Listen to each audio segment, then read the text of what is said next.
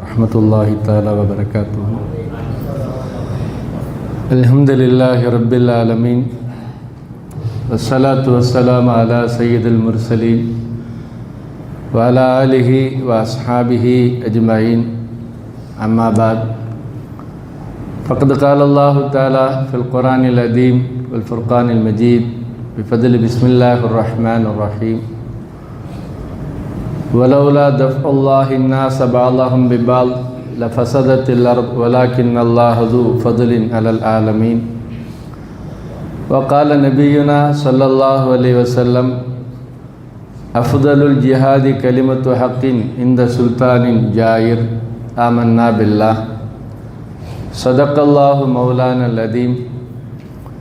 எல்லா புகழும் அல்லாஹு ஜல்ல ஷானு தாலா ஒருவனுக்கே உரித்தாகுக. நமது நாயகம் ஸல்லல்லாஹு அலைஹி வஸல்லம் அவர்கள் முதற்கொண்டு அன்னாரை முழுமையாக நேசித்து முறையாக பின்பற்றி வாழ்ந்த சத்திய சஹாபாக்கள், தாபீன்கள், தபா தாபீன்கள், நல்லடியார்கள், இங்கே குடுமியிருக்கிற நம் எல்லோரின் மீதும் அல்லாஹினுடைய சாந்தியும் சமாதானமும் நிறைவாக நின்று நிலவட்டமாகுக. ஆமீன். சங்கைக்குரியவர்களே, இஸ்லாமிய மார்க்கம் பல்வேறு சோதனைகளை, பல்வேறு சங்கடங்களை சந்தித்து வந்த மார்க்கம்.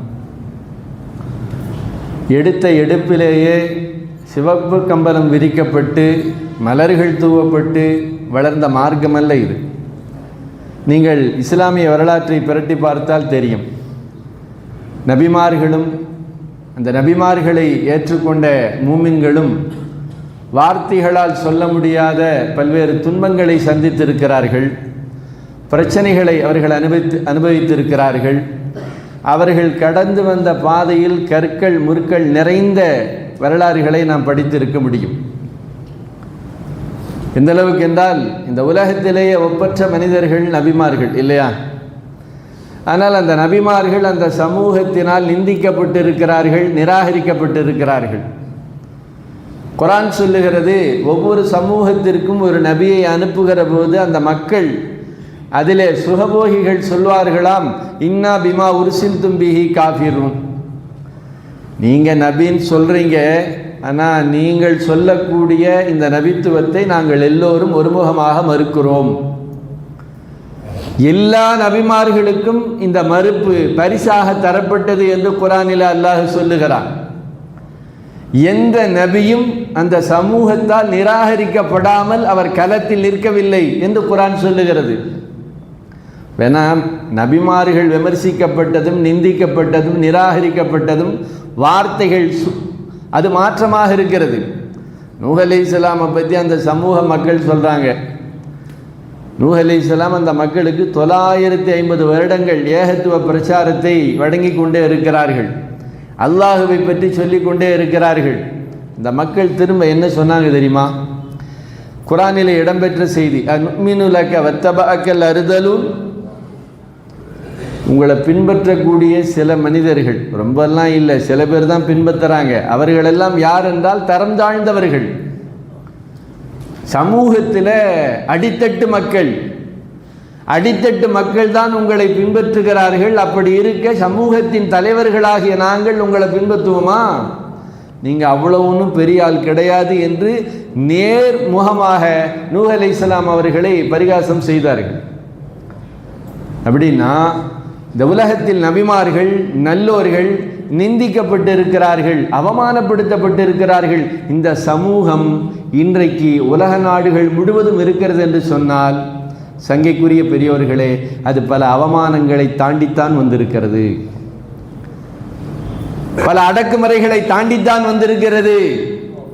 பிரச்சனைகளை சமாளிப்பதற்கான ஈமானிய உரத்தோடு தான் இஸ்லாமிய சமூகம் என்றைக்கும் பயணித்திருக்கிறது. இதை ஏன் சொல்லுகிறோம் என்று சொன்னால், இன்றைக்கு முஸ்லிம் சமூகம் குறிப்பாக இந்த தேசத்தில் மத்திய அரசின் மூலமாக தொடர்ந்து குறிவைக்கப்படுகிறது, தொடர்ந்து நிந்திக்கப்படுகிறது, தொடர்ந்து அவர்கள் அடக்குமுறைக்கு உள்ளாக்கப்படுகிறார்கள் என்கிற ஆதங்கத்தில் நாம் இதை சொல்லுகிறோம். அடக்குமுறைக்கு அடங்கி போகக்கூடியவர்கள் அல்ல முஸ்லிம்கள். அப்படி இருந்தால் ஃபிரௌனுடைய அடக்குமுறைக்கு இஸ்லாம் அன்னைக்கே என்ன செய்திருக்கணும்? அடங்கி போயிருக்கணுமே. காரூன் நினைத்த போது இந்த இஸ்லாத்தை அடித்திருக்க வேண்டுமே இல்லையா? அபூஜஹல், அபூலஹ், உத்பா, ஷைபா ஒன்று திரண்டார்களே, அன்றைக்கே இந்த இஸ்லாத்தை அடித்திருக்க வேண்டுமே. சங்கைக்குரியவர்களை அதையெல்லாம் கடந்து தான் வந்திருக்கும். மத்திய அரசு தொடர்ந்து சிறுபான்மை சமூகத்தை குறிவைக்கிறது. முத்தலாக் தடை சட்டம் என்றார்கள், கொண்டு வந்தாச்சு. அதே போல் குடியுரிமை திருத்த சட்டம் என்று தேசத்தையே ஒரு குலுக்கு குலுக்கி விட்டார்கள். வக்ஃபு திருட்டு சட்டத்தை கொண்டு வந்தார்கள். இப்பொழுது எஸ்ஐஆர் என்று சொல்லக்கூடிய சிறப்பு தேர்தல் வாக்காளர் பட்டியல் திருத்தத்தை கொண்டு வந்திருக்கிறார்கள் இல்லையா? எஸ்ஐஆர். சங்கைக்குரியவர்களே, இது தேர்தலை பற்றியோ அரசியலை பற்றியோ இல்லை என்பதை மிக ஆணித்தரமாக புரிந்து கொள்ள வேண்டும். அதை பற்றி பேச வேண்டிய தேவை நமக்கு கிடையாது. அது இடமும் இது அல்ல. பிறகு ஏன் பேசுகிறோம்? எஸ்ஐஆர் என்கிற பெயரில் தீவிர சிறப்பு வாக்காளர் திருத்த தேர்தல் என்கிற அடிப்படையில் சொல்லப்பட்ட இந்த எஸ்ஐஆர் இருக்கிறதே, சிறுபான்மை சமூகத்தினுடைய வாக்குரிமையை, ஒடுக்கப்பட்டவர்களின் வாக்குரிமையை பறிப்பதற்காக வேண்டி வந்திருக்கக்கூடிய ஒரு குயுக்தியான திட்டம். தேர்தல் ஆணையம் கடந்த வாரம் சொல்லியிருக்கு இல்லையா? இன்னொரு 4-5 மாதத்தில் தேர்தல் வரப்போகுது தமிழகத்தில். இப்போ என்ன கொண்டு வர்றாங்க? வாக்காளர் பட்டியல் திருத்தம், அதுவும் தீவிர சிறப்பு திருத்தம் என்று கொண்டு வந்திருக்கிறது. கண்ணியத்திற்குரியவர்களே, பொதுவாகவே வாக்காளர் திருத்தங்கள் உங்களுக்கு தெரிந்திருக்கலாம். அது ஒன்றும் புதுசு கிடையாது. எல்லா தேர்தல்களுக்கு முன்னால் வாக்காளர்கள் இறந்தவர்களை வெளியேற்றுவது, இடம்பெயர்ந்தவர்களை வெளியேற்றுவது, அந்நியர்களை வெளியேற்றுவது, இது எல்லாம் செய்கிறது வழமை தான். அது ஒன்றும் பிரச்சனை கிடையாது. அதை ஒன்றும் இஸ்லாம் எதிர்க்கவில்லை. ஆனால் தேர்தல் ஆணையம் இன்றைக்கு 12 மாநிலங்களுக்கு எஸ்ஐஆரை கொண்டு வருகிறது. நம்ம ஏன் இதை நினச்சி பதட்டப்படுறோம்? ஏன் கொந்தளிக்கிறோம்? ஏன் அரசியல் கட்சிகள் எல்லாம் ஒன்று சேர்ந்து இதை எதிர்க்க தலைப்படுகிறதுன்னு சொன்னால், வரக்கூடிய நவம்பர் அநேகமாக 6-11 பீகாரில் தேர்தல் இல்லையா? 6 மாதத்துக்கு முன்னாடி பீகாரில் கொண்டு வந்தாங்க இதே எஸ்ஐஆர். வரக்கூடிய நவம்பர் 6ஆம் தேதி தேர்தல். ஒரு 6 மாதத்துக்கு முன்னாடி பீகாரில் என்ன செய்யப்படுகிறது?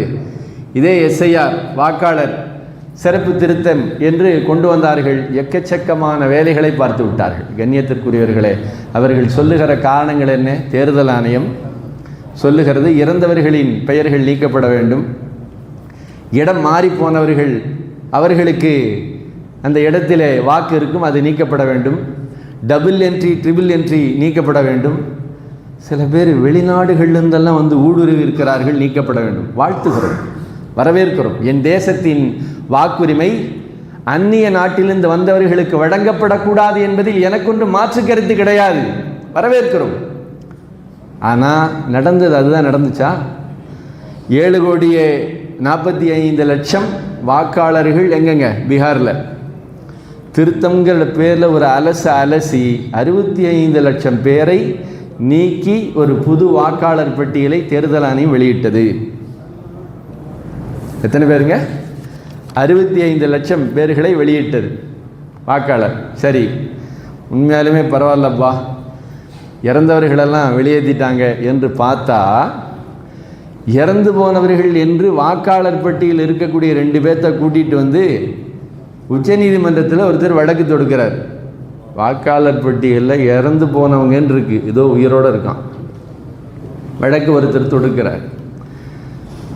எதிர்க்கட்சி தலைவர் ராகுல் காந்தி இறந்து போன நபர்கள் 7 பேரோடு நின்று தேநீர் குடிக்கக்கூடிய காட்சி சர்வதேச ஊடகங்களில் விவாத பொருளாக ஆனது இல்லையா? அதாவது இங்கே என்ன கேள்வின்னா, உலகத்தில் பொய், பிறட்டு, பித்தலாட்டம், ஏமாளித்தனம் செய்பவர்கள் இருக்கிறார்கள், அது ஒரு தனி செய்தி.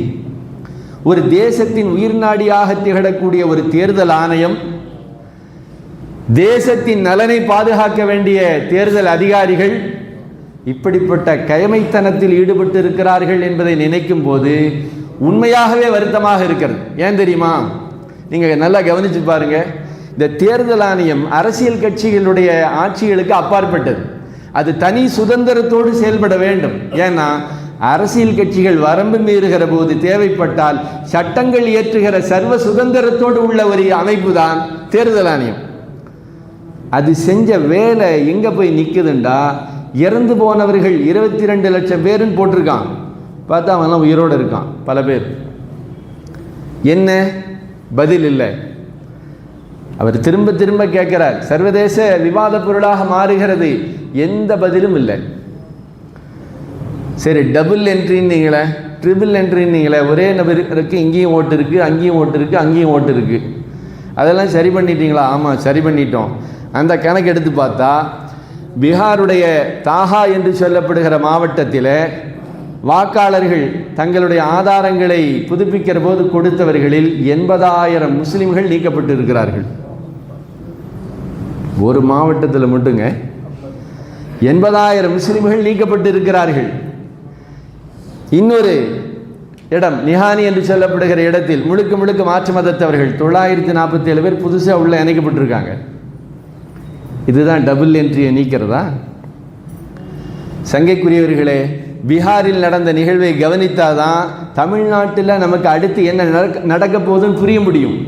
இடம் மாற்றங்கள், அவங்க முகவர் இங்கே இருக்கான்னு அவங்க இங்கே இல்லை, போய் பல வருஷம் ஆச்சு, பல மாநிலங்களுக்கு சென்று விட்டார்கள். அவங்களுக்கு என்னங்க செய்யணும்? அவங்களுக்கு அங்கங்கேயே ஓட்டு கொடுத்துடலாம். அப்படி ஒரு பேச்சு போய்கிட்டு இருக்கு.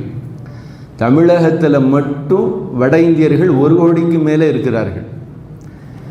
அரசியல் நிபுணர்களுக்கு இப்போ என்ன அச்சம்டா, தேர்தல் ஆணையம் இந்த 1 கோடி பேருக்கும் தமிழ்நாட்டிலேயே வருங்காலத்தில் ஓட்டுரிமை தருவதற்கான வாய்ப்பு இருக்கிறது என்கிற ஒரு சமிக்கை தெரிவதால் அச்சப்படுகிறார்கள்.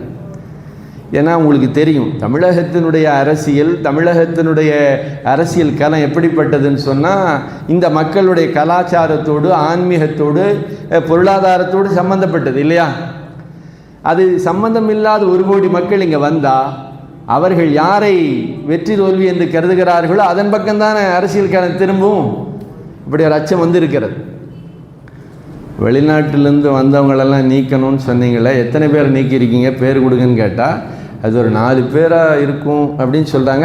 அந்த 4 பேராவது சொல்லணும், அதுவும் சொல்லலை. ஊடகங்கள் கேட்கிறது, சரிங்க வெளிநாட்டிலேருந்து வந்தவங்க 4 பேருங்கிறீங்களே, அந்த 4 பேரை கொடுங்கன்னு அதையும் சொல்லலை. நீங்கள் யோசியுங்கள், ஒரு 7.5 கோடி பேர் இருக்கக்கூடிய ஒரு மாநிலத்தில் 4 வெளிநாட்டுக்காரர்களை உங்களால் அடையாளம் கண்டுபிடிக்க முடியாதா?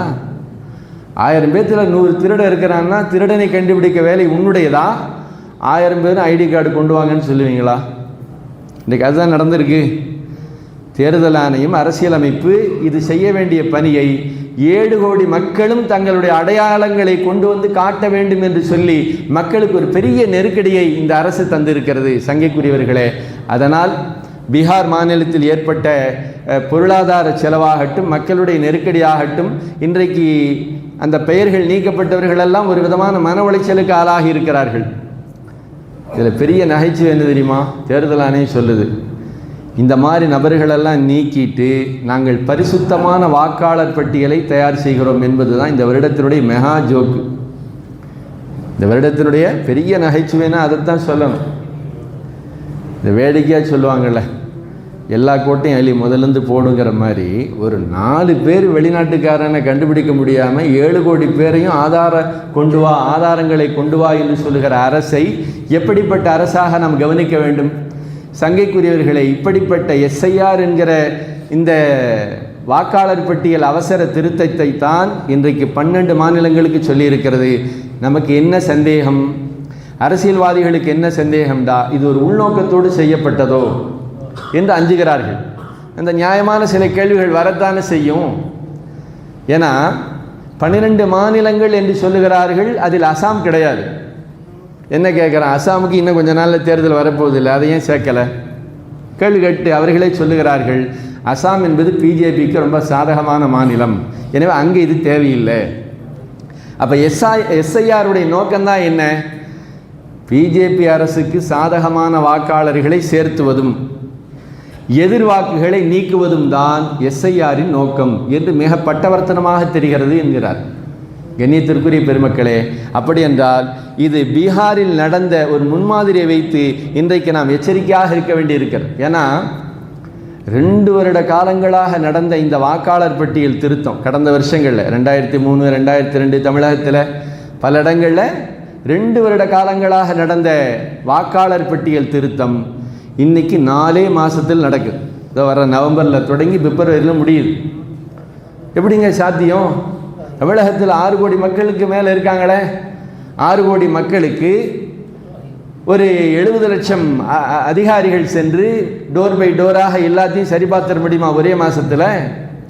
கண்ணியத்திற்குரியவர்களே, அப்படி என்றால் இதனுடைய உள்நோக்கம் என்ன என்று நாம் அச்சப்பட வேண்டி இருக்கிறது. ஏன்னா பீகாரில் 65 லட்சம் பேர் நீக்கப்பட்டாங்க இல்லையா, அதில் 33%, அதாவது 65 லட்சத்தில் 33% முஸ்லிம்கள். நீக்கப்பட்டவங்க எத்தனை பேருங்க? 33% ஓட்டுகள், சிறுபான்மை சமூகத்தினுடைய ஓட்டுகள் நீக்கப்பட்டு இருக்கின்றன. அப்படி என்றால் இந்த எஸ்ஐஆர் எதை குறிவைக்கிறது? பிஜேபிக்கு எதிராக இருக்கக்கூடிய சிறுபான்மை, தலித் மற்றும் ஒடுக்கப்பட்ட சமூகத்தை குறிவைத்து அவர்களை தள்ளுகிறது. நமக்கு எதிராக வாக்களிக்கிறவங்களுக்கு ஓட்டே இல்லைன்னு சொல்லிட்டா நம்முடைய வெற்றி யார் தடுக்க முடியும்? களத்தில் சண்டை செய்ய எதிரி இருந்தால் தானுங்க. எதிரியே இல்லாட்டி என்கிற யதார்த்தத்தை இன்றைக்கு தேர்தல் ஆணையத்தின் உதவியோடு இன்றைக்கு செய்து கொண்டிருக்கிறார்கள். சங்கைக்குரியவர்களே, ஏனென்றால் நீங்கள் சிந்தித்து பார்த்தால் தெரியும், உச்சநீதிமன்றம் இதை வழக்காக எடுத்து விசாரிக்குது. என்னப்பா பீகாரில் நீங்கள் 11 ஆவணங்கள் சமர்ப்பிக்கணும்னு சொல்லியிருக்கீங்க, அந்த 11 ஆவணங்களில் ஆதார் கிடையாதுங்கிறீங்க, லைசன்ஸ் இல்லைங்கிறீங்க, அடிப்படை சான்றுகளாக இருக்கக்கூடிய ரேஷன் கார்டு இல்லைங்கிறீங்க, கேஸு ஆதாரம் இல்லை என்றால் வேறு என்னதான் ஆதாரம்? பாஸ்போர்ட் ஆதாரம். நீங்கள் பாஸ்போர்ட்டை கொண்டு வந்தால் என்ன செய்யலாம்? நீங்கள் உங்கள் குடியுரிமையை நிரூபிக்கலாம். இப்போ உச்சநீதிமன்றத்தில் கபில் சிபில் சொல்கிறார், பீகாருடைய 7.5 கோடி பாப்புலேஷனில் 36 லட்சம் தான் பாஸ்போர்ட் இருக்கான்.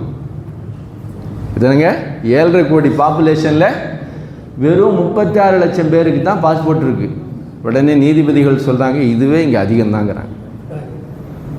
பீகார் போன்ற மாநிலத்தில் 36 லட்சம் பேருக்கு பாஸ்போர்ட் இருக்கா என்று ஆச்சரியமாக கேட்கக்கூடிய ஒரு நிலை இருக்கிறது. அப்படி என்று சொன்னால் அவர்கள் சமர்ப்பிக்க வேண்டும் என்று சொன்ன ஆதாரங்கள் அனைத்தும் அந்த மக்களிடத்தில் இல்லாதது. எதுவெல்லாம் அடித்தட்டு மக்கள்கிட்ட இல்லாததோ அப்படிப்பட்ட ஆதாரங்களை சமர்ப்பிக்க வேண்டும் என்று தேர்தல் ஆணையம் சொல்லியிருக்கிறது என்று சொன்னால், சங்கைக்குரியவர்களே, இதில் நிச்சயமாக உள்நோக்கம் இல்லாமல் இருக்க முடியுமா? 65 லட்சம் பேர்த்தை நீக்கியிருக்கீங்களே, அந்த லிஸ்ட்டை கொடுங்கன்னா அதெல்லாம் தர முடியாது. பிளாக் ஸ்பாட்டில் போய் பார்த்துக்கங்க, அங்கே போய் பார்த்தா ஓப்பன் ஆக மாட்டேங்குது. உச்சநீதிமன்றம் வம்படியாக 4 முறை கேட்டதற்கு பிறகு தான் தேர்தல் ஆணையம் வெளியிட்டு இருக்கிறது. நமக்கு என்ன ஆச்சரியம் தெரியுமா?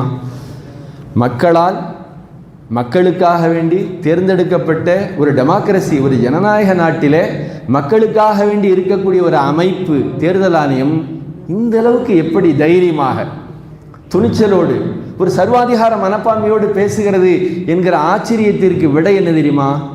சில நாட்களுக்கு முன்னால் மத்திய அரசு ஒரு சட்ட திருத்தம் கொண்டு வந்துச்சு. அதை பார்த்தா தான் இது புரியும். என்ன சட்ட திருத்தம்டா? தலைமை தேர்தல் அதிகாரி நியமனத்தில் பிரதமர், உச்சநீதிமன்ற நீதிபதி, எதிர்க்கட்சி தலைவர் 3 பேர் அடங்கிய குழு அவர்கள் வாக்களித்து தேர்ந்தெடுக்கலாம். 3 பேரில் 2 பேர் வாக்களித்தா என்னங்க மெஜாரிட்டி? அப்படி தானே? 3 பேரில் 2 பேர் மெஜாரிட்டி, அவர்கள் தேர்தல் தலைமை அதிகாரியை தேர்ந்தெடுக்கலாம். இப்போ இந்த சட்டத்தை மத்திய அரசு திருத்துது. எப்படி திருத்துது? பிரதமர், கேபினட் அமைச்சர், யார் இல்லை, உச்சநீதிமன்ற நீதிபதியை தூக்கியாச்சு. பிரதமர், கேபினட் அமைச்சர், எதிர்க்கட்சி தலைவர், 3ல் 2 பேர் மெஜாரிட்டி வந்தால் இவர்கள் யாரை வேண்டுமானாலும் தலைமை தேர்தல் அதிகாரியாக நியமிக்கலாம். அப்படி நியமிக்கப்பட்டவர் தான் இப்போ உள்ளவர். உள்துறை அமைச்சருடைய முன்னாள் செயலாளர் தான் இன்றைக்கு தலைமை தேர்தல் அதிகாரியாக இருக்கிறார். ஒரு கருத்து, அது எந்த அளவுக்கு யதார்த்தம் உண்மைன்னு நமக்கு தெரியல.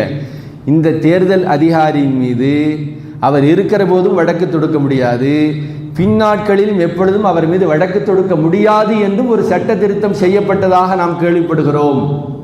அப்படின்னா இவர்கள் எஸ்ஐஆருக்கு முன்னால ரொம்ப தெளிவாகத்தான் இவர்கள் சட்ட திருத்தம் செய்திருக்கிறார்கள். இப்போ அவர்கள் கோர்ட்டுக்கும் பதில் சொல்ல வேண்டிய அவசியம் கிடையாது. அப்படின்னா நம்ம வெறுமனே போராடி கொண்டு இருக்க வேண்டிய ஒரு இக்கட்டு நிலைக்கு தள்ளப்பட்டிருக்கிறோம். சங்கைக்குரிய பெருமக்களே, நாம் யோசிக்க வேண்டும்.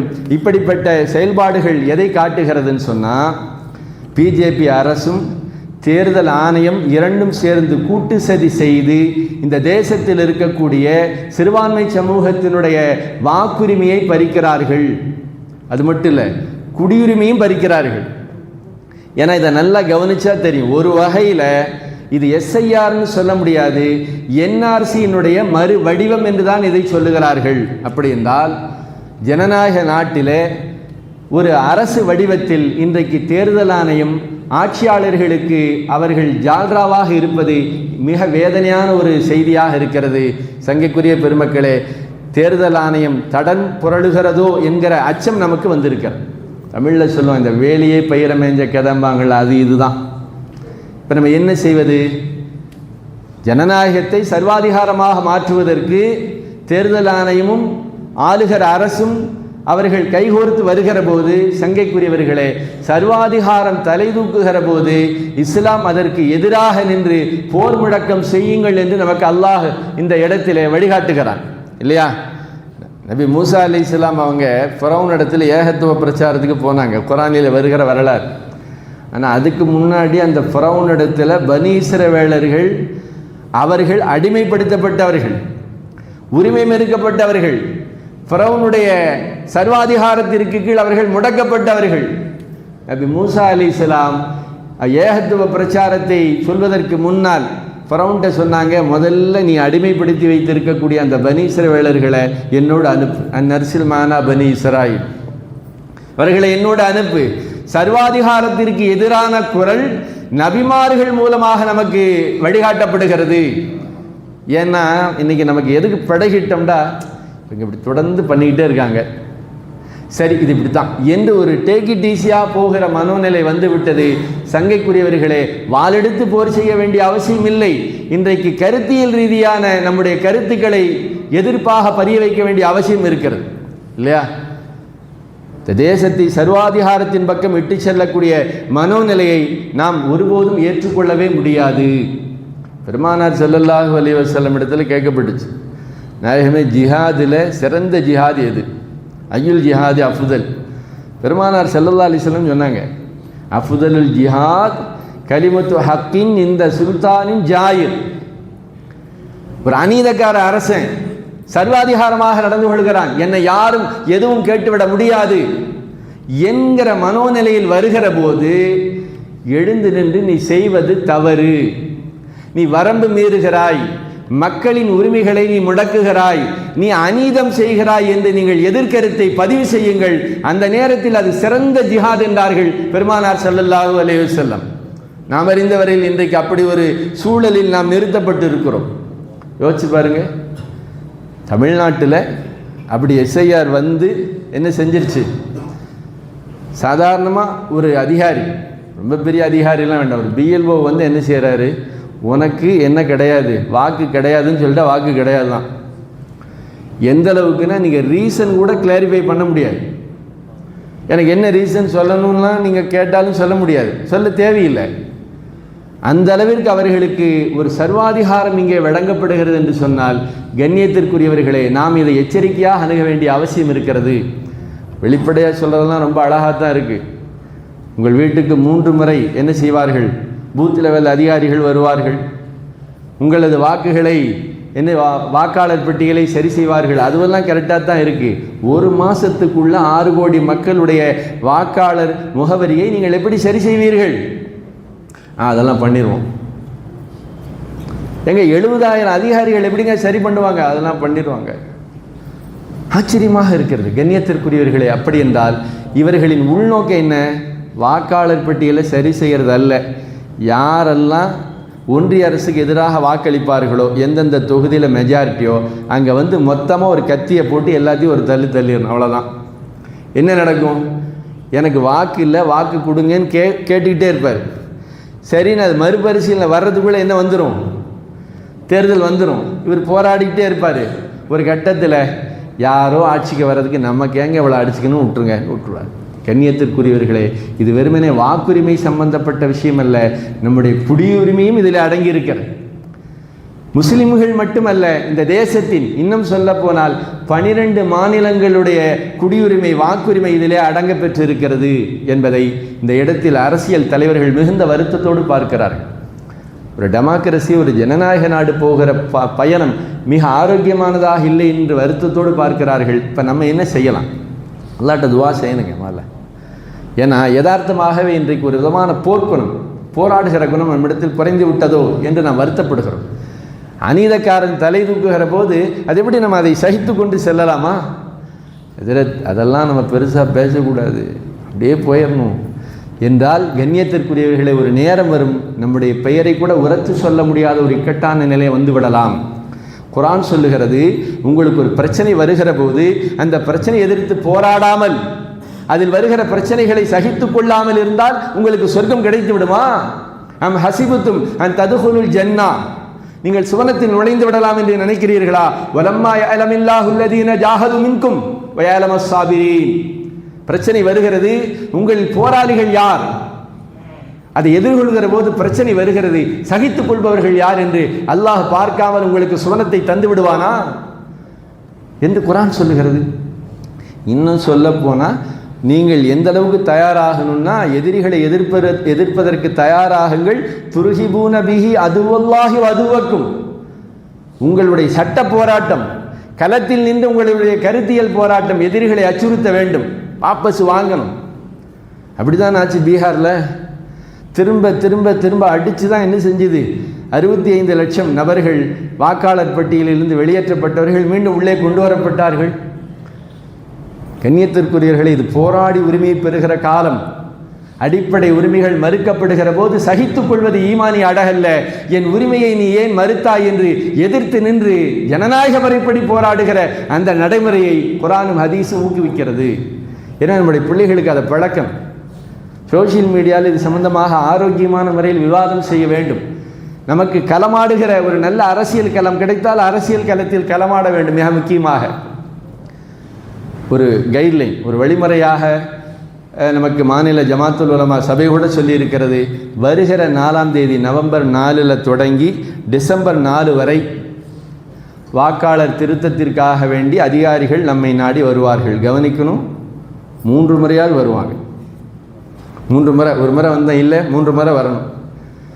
அவர்கள் வந்து நம்ம இடத்துல ஒரு ஃபார்ம் கொடுப்பாங்க, எனுமரேஷன் ஃபார்ம் என்று சொல்லுகிறார்கள். அந்த ஃபார்மிலே நம்முடைய தகவலை பூர்த்தி செய்து பாஸ்போர்ட் சைஸ் ஃபோட்டோவை ஒட்டி கையெழுத்திட வேண்டும். எந்த ஆவணங்களையும் தர வேண்டிய தேவையில்லை. அநேகமாக புதிதாக வாக்காளர்கள் இருக்கிறாங்க இல்லையா, அவர்களுக்குத்தான் கொஞ்சம் சிரமம். மற்ற ஏற்கனவே அவர்கள் 2003 வாக்காளர்களாக இருந்தால் அவர்களுக்கு பெரிய சிரமம் இல்லை. எனவே அவர்கள் அந்த ஃபார்மை வாங்கி பார்த்து அவர்கள் என்ன செய்ய வேண்டும், ஃபோட்டோவை ஒட்டி கொடுக்க வேண்டும். சங்கைக்குரியவர்களே, அது நமக்கு என்ன செய்யப்படும், மறுபடியும் அடுத்த மாதத்தில் திரும்ப வரும். டிசம்பர் 9 முதல் ஜனவரி 9 வரை அது வந்துடும். டிசம்பர் 9க்கு வந்துடும். வந்துருச்சுன்னா அதுலேருந்து அடுத்த ஜனவரி 9 வரைக்கும் என் பேர் மாறிடுச்சு, முகவரி மாறிடுச்சு, என் ஃபோட்டோ மாறிடுச்சு என்று என்ன செய்யலாம், மறுபடியும் கிளைம் பண்ணலாம். அதுக்கு 1 மாதம். கடைசியாக பிப்ரவரி 7 வந்துருச்சுன்னா அதுதான் ஃபைனல் இல்லையா? இப்படி என்பதாக தேர்தல் ஆணையம் அறிவித்திருக்கிறது. சங்கைக்குரியவர்களே, குயுக்தியாளர்கள் குயுக்தியாக செயல்பட்டு கொண்டு தான் இருக்கிறார்கள். நாம் என்ன செய்யணும், சட்ட போராட்டமும் செய்யணும், களமாட வேண்டும், எதிர்கருத்தும் பதிவு செய்ய வேண்டும். அதே நேரத்தில் இது எனக்கான வாக்கு, எனக்கான குடியுரிமை. எந்த நேரத்திலையும் போனால் போயிட்டு போது ஒரு ஓட்டு தான் போகக்கூடாது.